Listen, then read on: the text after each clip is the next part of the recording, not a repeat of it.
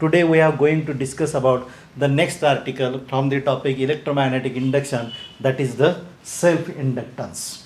We know that when the current is flowing through the coil, the magnetic field or magnetic flux is developed in that coil.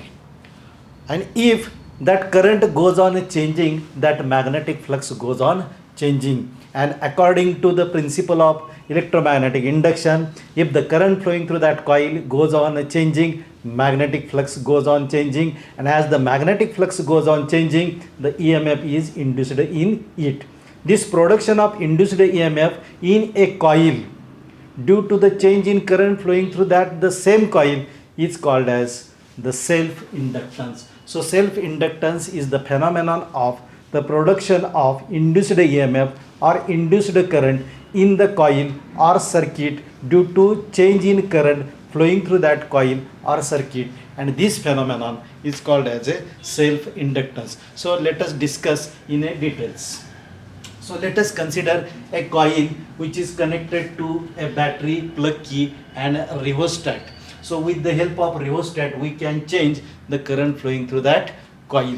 So when we change the coil, current flowing through that coil, the EMF is induced in it. So this is the definition of self-inductance, the production of induced EMF in a circuit or a coil itself on account of change in the current flowing through it is called as the phenomenon of self-inductance.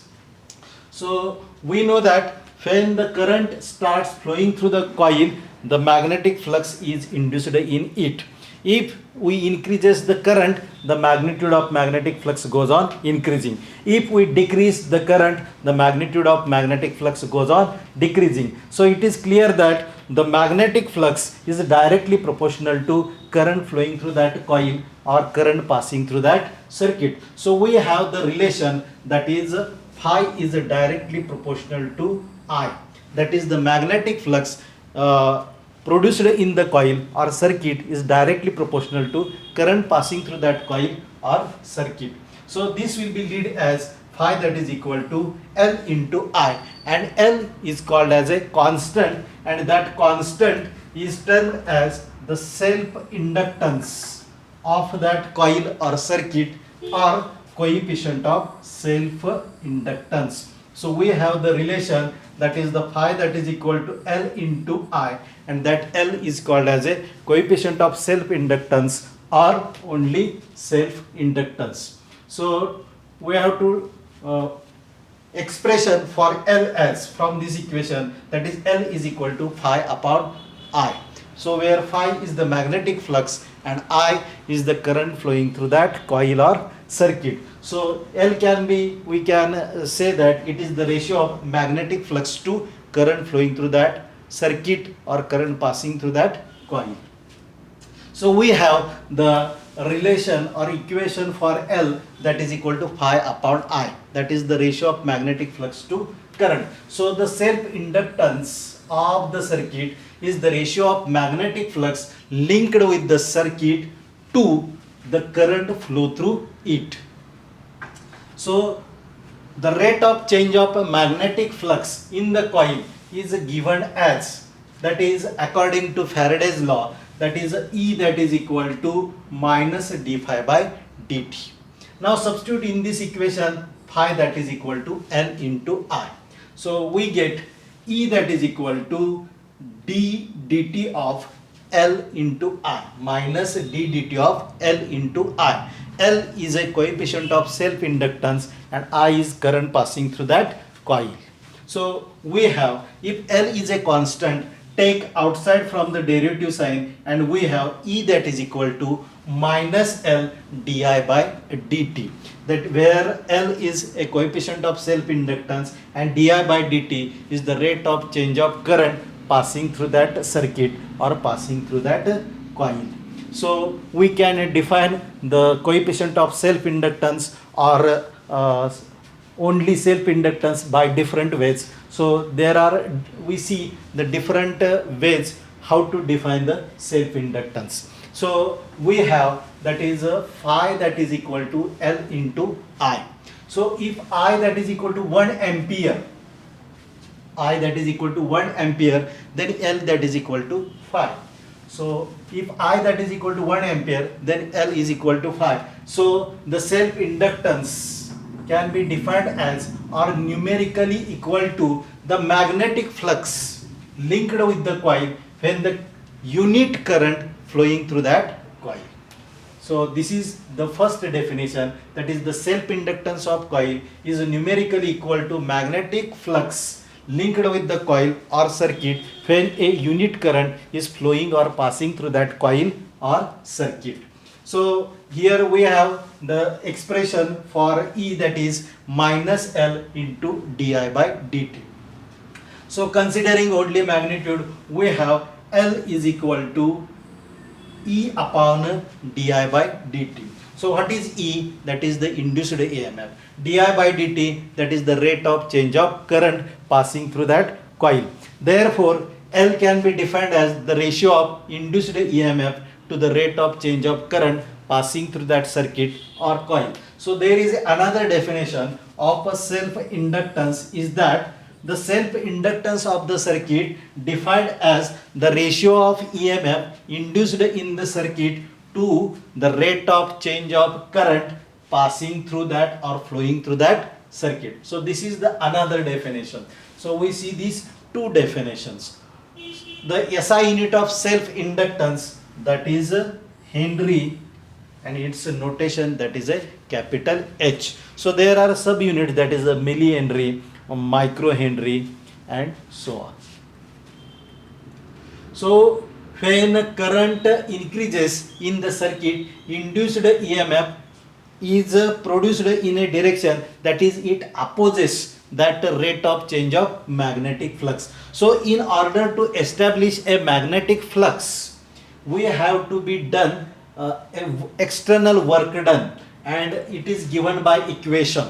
So to establish a magnetic flux in a circuit or a coil, we have to do a external work, and we know that the work is given by the power into time, since power is defined as a rate of doing work. So we have dW, that is equal to power into dt.